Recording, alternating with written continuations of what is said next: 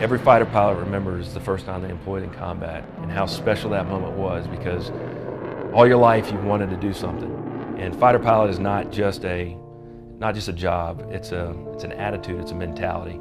On the one hand, you feel a sense of accomplishment at doing a thing that you've been training to do it right and to do it well on your first try or your first time you're really tested. On the other hand, you are, for the first time in your life, dealing with situations that are matters of life and death for people. You realize how ops are different here in a deployed environment than they are back home. But you've never really had the experience to try your hand at any of those. You know, how do you deal with responsibilities that you might have around here that aren't the same as back home? I grew up very quickly based on some of the deployments I did when I was a younger aviator in my career. It all boils down to a handful of sorties to where you make a difference, you personally make a difference, your flight makes a difference. Guess what? Mission ends. VFR. Alright. Wow. Gorgeous. No issues. Alright, so you guys are signed out, done your caps. Some of the situations that you hear about and you hope you never find yourself in. I was flying with Hollywood. We're out doing just some base defense type stuff, kind of low key, watching over, looking at different sites when we got the call that there was a troops in contact about, say, 40, 50 miles away, which only takes us about 5 minutes to get there. Be advised, we just had a medevac, multiple Americans wounded. We checked in, these guys are obviously, they're screaming, they had taken casualties. As soon as I key in the frequency to go to talk to the JTAC, you can hear the screaming in the background. You can hear the bullets firing in the background. You can hear him breathing heavy because he is running. We heard the dreaded words, danger close, which meaning we're going to be employing, in essence, right in the middle of their fight. The comms were terrible. I don't know if it's because his antenna's bouncing around as he's running down the streets trying to avoid fire, but I'm getting half of it. Hollywood's getting half of it. Well, our guys are getting shot up. We need those buildings dropped now. You know, we were trying to sort this out. It was very hectic, and our comfort level of where these bombs would go was not completely there yet. He's clipping for me, and I'm not comfortable dropping this bomb until we find out exactly what they want in the middle of a town. We're trying to piece this together, and the one thing I will never forget is if you don't drop those effing bombs right now, Americans are going to die. Americans are going to die if you don't drop the bomb. And at the time, you want to absolutely make sure. I mean, the worst thing for any fighter pilot or anyone in this type of scenario would be to drop and to hurt or kill friendly people on the ground. We finally got it all together and able to put down a bomb, and you could just hear the calm in his voice. Sniper, good effect. And it was a big sigh of relief. We landed and were met by the squadron commander. They had already called to let us know that what we did that day saved American lives. You have an entire wing full of professionals that are out there representing Alabamians as well as the country to do it right, and that's kind of our unwritten pledge to them that we are professionals, we are going to do this right and execute the mission and come home with honor. And so you fly with these guys, and you want to do everything perfect. Drop bombs where they needed to go, be in perfect formation, be visual, be on the right radio channel, doing everything right, because you don't want to let these guys down. And that, I think, is probably more important than anything, and a driving force for a young, inexperienced wingman, is that you can't let these guys down. So there he is. I guess I'll stop talking about him. No, don't stop talking about him. Unless it's all bad.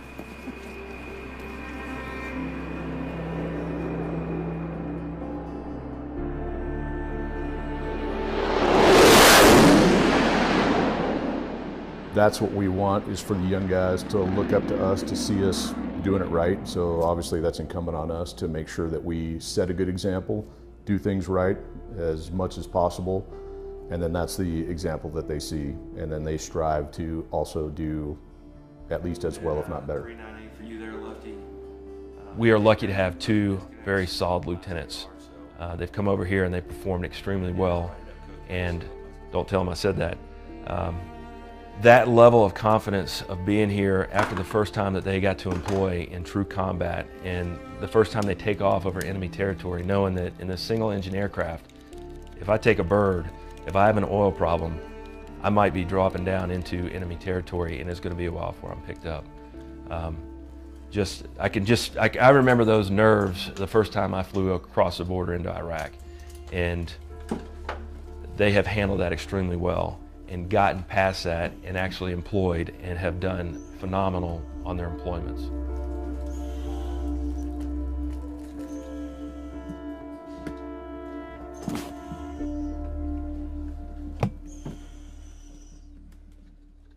The first time I stepped to an F-16 by myself was an amazing experience. To be walking out to a jet, essentially holding the keys to the aircraft by yourself, no one with you to keep an eye on you. And now to be doing it here in combat is an incredible feeling of responsibility.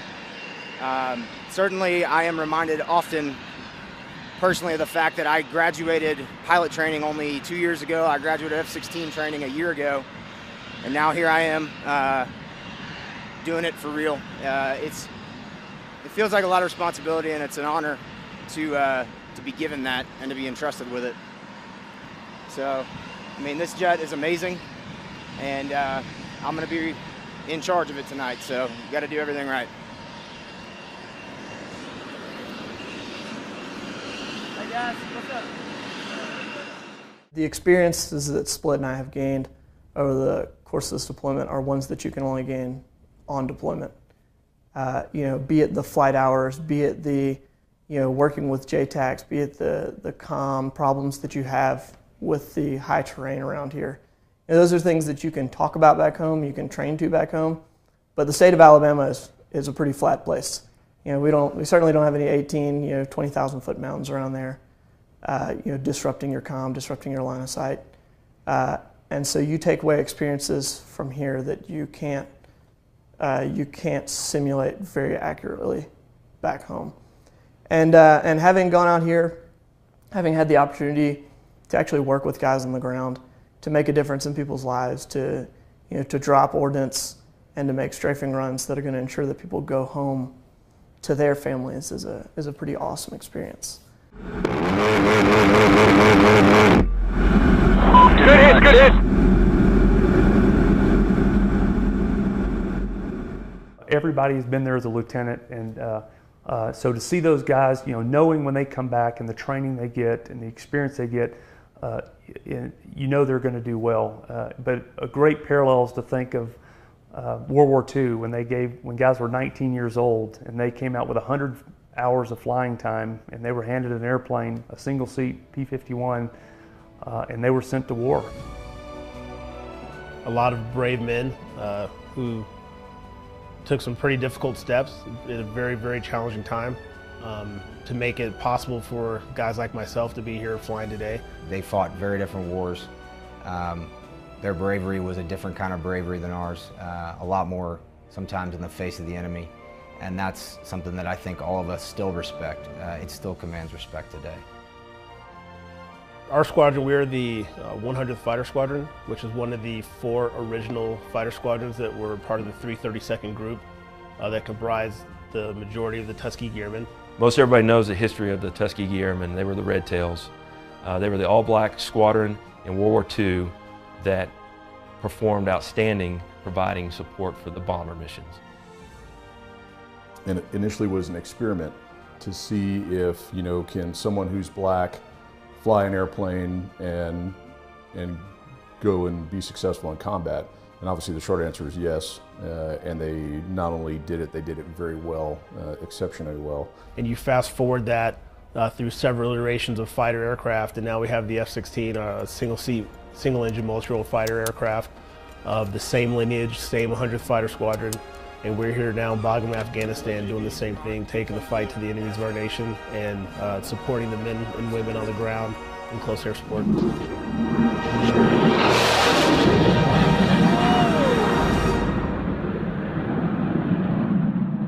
One thing that I think this unit is very good at is stressing that there's a particular standard that needs to be met And then within the squadron itself, as far as doing their particular jobs, everybody also understands that their piece is a critical niche of everything that goes on for the squadron and in the squadron. I'm proud of what I did over here, and I know everybody else is too, because a well-maintained aircraft always makes the pilot feel more comfortable when they're flying, feel safer, and makes them feel like they can get their job done better in a safer manner. The bottom line is they all understand what it means to be professional, and they are the ones who are motivated to perform that way. They know what their jobs are, they know how to do them and do them well. There's always a legacy to uphold, but there's also your own legacy that you leave behind. What you do now reflects your life later on in the future. And it's all part of being from the South. It's part of our pride to let people know that the state of Alabama was here, and to leave a good name and to set the standard high for the other units to come in and fill in behind us. For me personally, coming over here for 6 months, away from family, has been a challenge, and it really makes you reckon with what it means to serve and what it means to be willing to answer your country's call to duty. I mean, that's something that I had heard about, that people talk about, but something that, you never know until you actually felt it. Till you hear gunfire going off in the background over this guy's radio, and you drop a bomb, and it stops. And, when he picks up, they get their stuff together, and they're like, all right, we're gonna press on with the exfil. That's a feeling that people had talked about, but, having felt it now, it's pretty amazing. I think when guys looked up and they could see P-51s supporting them, the P-51 obviously did ground attack. When they could hear that P-51 coming overhead, I'm sure those guys on the ground, which had incredibly unfavorable odds on any given day that they went out to go fight, it made a difference in their lives. The F-16 and the role that we perform today, and specifically the role we perform in Afghanistan, which has to do with close air support and supporting U.S. coalition Afghan forces on the ground, the airplane is the difference. I mean, we own the sky. I think they take great pride not only in the close air support that the original Red Tails performed, and I think this unit takes that performance and that combat record to heart, and they're not going to do anything to taint that record. But they definitely came here, wherever it emanated from, they came here with a sense of purpose.